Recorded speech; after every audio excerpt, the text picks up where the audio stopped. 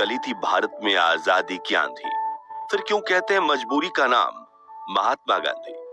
दोस्तों, हमारे राष्ट्रपिता महात्मा गांधी, जिन्होंने अपनी लाठी के दम पर अंग्रेजों को भारत से बाहर खदेड़ फेंका था, जिनके अहिंसक आंदोलन की चर्चा आज भी हमारे रोंगटे खड़ी कर देती है, और जिन्होंने देश की आजादी में एक महत्वपूर्ण भूमिका निभाई थी। लेकिन क्या आप जानते हैं कि वही महात्मा गांधी भगत सिंह, राजगुरु और सुखदेव की फांसी रुकवा सकते थे, लेकिन उन्होंने ऐसा नहीं किया। मगर क्यों?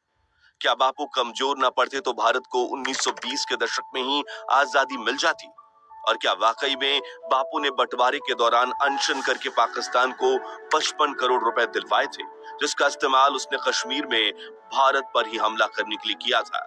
जानेंगे गांधी बापू से जुड़ी कुछ अनसुनी कहानियां। आज के इस दिलचस्प वीडियो में पता लगाएंगे कि क्यों कहा जाता है मजबूरी का नाम महात्मा गांधी। लेकिन उससे पहले हर भारतीय वीडियो को लाइक करके कमेंट में जय हिंद जरूर लिखें। दोस्तों, गांधी जी की मजबूरी से जुड़ी पहली कहानी की शुरुआत होती है सन 1880 के दौर से, जब दादा अब्दुल्लाह नाम के गुजराती व्यापारी नटाल में जाकर बस गए थे। लेकिन उनका बिजनेस में काफी लॉस हुआ था और कोर्ट केस लड़ने के लिए कोई भी वकील नहीं मिल रहा था। तब उन्होंने महात्मा गांधी को दक्षिण अफ्रीका आकर उनका केस लड़ने के लिए कहा। अब गांधी जी के पास भी भारत में कुछ खास काम नहीं था, इसलिए सन 1890 में वो साउथ अफ्रीका चले गए। इस दौरान जब वो ट्रेन में सफर कर रहे थे तो उनके पास फर्स्ट क्लास की टिकट थी, लेकिन उस वक्त फर्स्ट क्लास में सिर्फ गोरे लोगों को ही बैठने की परमिशन थी। इसलिए टीसी ने गांधी जी को अपमानित करते हुए थर्ड क्लास कंपार्टमेंट में जाने के लिए कहा, लेकिन गांधी जी अपनी जिद पर अड़े रहे कि मेरे पास तो फर्स्ट क्लास की टिकट है। जो सुनकर ट्रेन में सवार अंग्रेजों को गुस्सा आ गया और उन्होंने अगले स्टेशन पर गांधी जी की पिटाई करते हुए उन्हें फर्स्ट क्लास कंपार्टमेंट से बाहर फेंक दिया। उन्हें काफी बुरा लगा, लेकिन उन्होंने इस अपमान को चुपचाप सह लिया। फिर जब वो दादा अब्दुल्लाह का केस लड़ने कोर्ट में पहुंचे तो जज ने भी उनके पहनावे को अपमानित करते हुए कहा कि तुम अपनी पगड़ी उतार दो, वरना कोर्ट से बाहर निकल जाओ। गांधी जी ने इस अपमान को भी सहा, लेकिन कुछ नहीं बोले, क्योंकि एक तो उनके पास दक्षिण अफ्रीका में गुजारा करने के लिए पैसे नहीं थे, और दूसरा उन्होंने दादा अब्दुल्लाह को 1 साल काम करने का वचन दे दिया था। अब ये गांधी जी की मजबूरी थी या सहन शक्ति, इस बारे में अपनी राय हमें कमेंट्स में जरूर बताइए।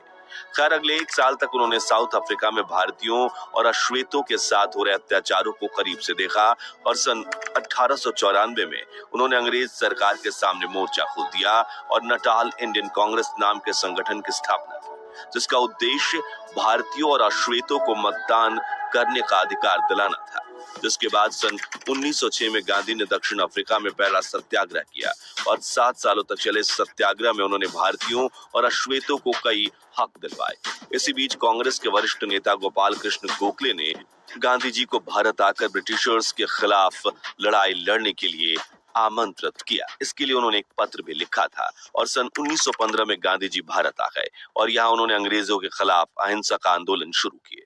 यहीं से शुरुआत होती है गांधी जी की मजबूरी से जुड़ी दूसरी कहानी। दरअसल गांधी जी की विचारधारा से शुरुआत में देश के करोड़ों लोग प्रभावित थे, जिनमें वीर भगत सिंह का नाम भी शामिल था।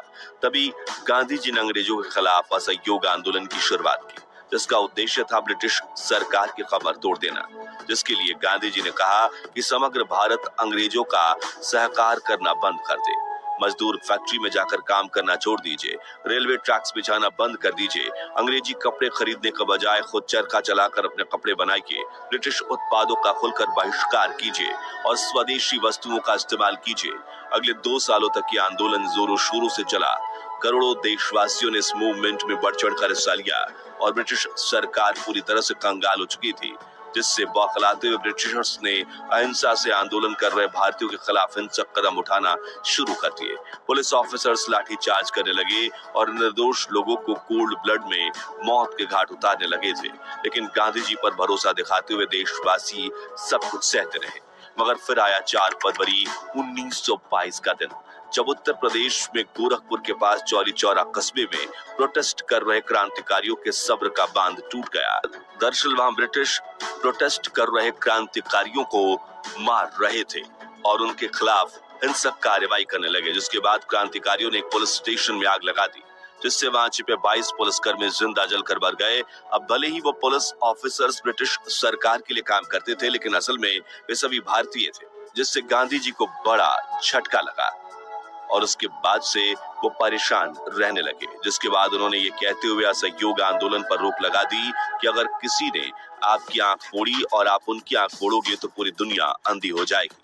अब ये कदम उठाना जरूरी था या फिर गांधी जी एक बार फिर मजबूर हो गए थे? ये जवाब हम नहीं देंगे, बल्कि आप हमें कमेंट्स में बताइए। हालांकि उस वक्त गांधी जी के इस फैसले से देश के करोड़ों देशवासी नाराज हुए थे। यहाँ तक कि गांधी जी को अपना पिता मानने वाले जमनालाल बजाज, जो गांधी जी के आंदोलन को फंडिंग देते थे, उन्होंने भी खादी, चरखा उद्योग, स्वदेशी स्कूल, कॉलेज और बाकी चीजें बनाने में काफी पैसा खर्च किया था, वो सब भी बंद हो गया, जिससे उन्हें भी गहरा झटका लगा। और दौर वीर भगत सिंह, जो असहयोग आंदोलन में गांधी जी का बढ़ चढ़ कर साथ दे रहे थे, उनका भी गांधी जी और अहिंसा से भरोसा उठ गया और इसी वजह से उन्होंने आजादी के लिए हिंसा का मार्ग चुनने का निर्णय लिया। और यहीं से शुरू होती है गांधी जी की मजबूरी की तीसरी कहानी, जिसे लेकर इतिहासकारों का कहना है कि गांधी जी भगत सिंह की फांसी रुकवा सकते थे, लेकिन उन्होंने ऐसा नहीं किया। दरअसल सन 1930 में अंग्रेजों ने नमक पर 2400% टैक्स लगा दिया था, जिसके खिलाफ गांधी जी ने दांडी सत्याग्रह छेड़ दिया, जिसमें अहमदाबाद के साबरमती आश्रम से दांडी यानी कि आज के नवसारी तक उन्होंने 78 साथियों के साथ पैदल यात्रा शुरू की। 387 किलोमीटर की सहिंसक यात्रा में गांधी जी के साथ हजारों लोग जुड़ने लगे और भीड़ इतनी बढ़ गई कि काबू करना नामुमकिन हो गया, जिससे तंग आकर अंग्रेजों ने इस आंदोलनकारियों पर लाठीचार्ज करते हुए पीटना शुरू कर दिया। गांधी जी ने भी मार खाई और उनके साथ हजारों क्रांतिकारियों ने भी, लेकिन वो चलते गए। जब गांधी जी का यह आंदोलन समग्र भारत में न फैल जाए, उसके डर से वायसराय लॉर्ड इरविन ने गांधी जी के साथ 60,000 भारतीयों को अरेस्ट करवा दिया। हालांकि वो गांधी को ज्यादा समय तक जेल में नहीं रख सकते थे, इसलिए उन्होंने गांधी जी से बात करके गांधी इरविन पैक्ट बनाने का फैसला किया। इस इरविन पैक्ट की वजह से भगत सिंह और उनके साथियों को फांसी हुई थी, मगर कैसे, वो जानने से पहले हमें ये समझना होगा कि आखिर गांधी जी और इरविन समझौता क्या था। इस समझौते में गांधी जी ने ब्रिटिश इरविन से ये कहा था कि जो भारतीय ब्रिटिश हुकूमत के खिलाफ अहिंसक आंदोलन कर रहे हैं, वो ना तो आपके खिलाफ लाठी उठा रहे हैं और ना ही हाथ, बस आपकी आवाज उठाकर बात आप तक पहुंचा रहे हैं, तो आप उन्हें गिरफ्तार मत कीजिए। और दांडी सत्याग्रह में भी जिन अहिंसक फ्रीडम फाइटर्स को गिरफ्तार किया गया, उन्हें छोड़ दीजिए। वायसराय इरविन ने कहा, ठीक है, लेकिन मैं भगत सिंह, राजगुरु और सुखदेव का क्या करूं? इन्होंने तो ऑफिसर्स जेपी सॉन्डर्स की हत्या की है। तब गांधी जी बोले, आपको जो ठीक लगे वो कीजिए। गांधी जी के इस रुखे फैसले की बात जब कांग्रेस के सामने आई, तब सुभाष चंद्र बोस समेत कई लोगों ने भी गांधी जी और इरविन के समझौते का विरोध किया। वे मानते थे कि अंग्रेज सरकार भगत सिंह की फांसी की सजा माफ नहीं कर सकती थी, तो समझौता करने की कोई जरूरत नहीं थी। वहीं करोड़ों देशवासियों ने भी भगत सिंह के बिना समझौते को स्वीकार करने के गांधी जी के समझौते का विरोध किया। तभी अपना पक्ष रखते हुए गांधी जी ने किताब स्वराज में लिखा, मैं जितने तरीकों से वायसराय को समझा सकता था, मैंने कोशिश की। मेरे पास समझाने की जितनी शक्ति थी, वो मैंने इस्तेमाल की। 23वीं तारीख की सुबह मैंने वायसराय को एक निजी पत्र लिखा, जिसमें मैंने अपनी पूरी आत्मा उड़ेल दी थी।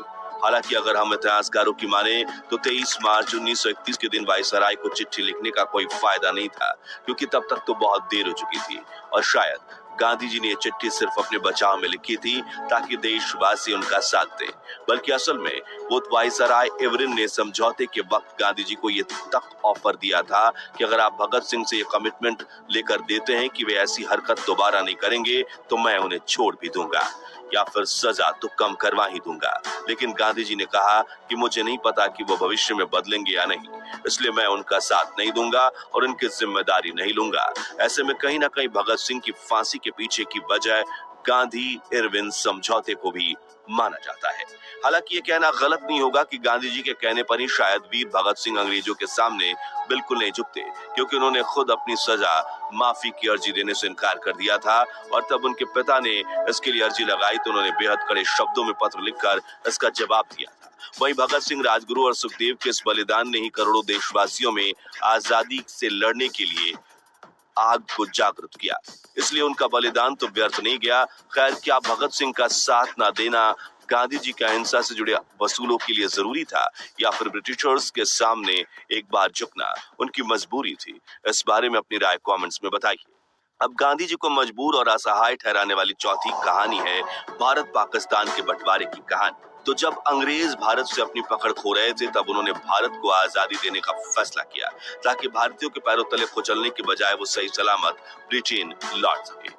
तभी मोहम्मद अली जिन्ना ने मुस्लिमों के लिए अलग देश की मांग कर दी, जो सुनकर गांधी जी को बड़ा झटका लगा। उन्होंने माउंटबेटन को समझाने की कोशिश करते हुए कहा कि तुम इंडिपेंडेंस देकर चले जाओ, हम बंटवारा का बाद में देख लेंगे। लेकिन अंग्रेज तो भारत के ऊपर अपनी खुन्नस निकालना चाहते थे, इसलिए उन्होंने कहा कि फैसला तो अभी होगा।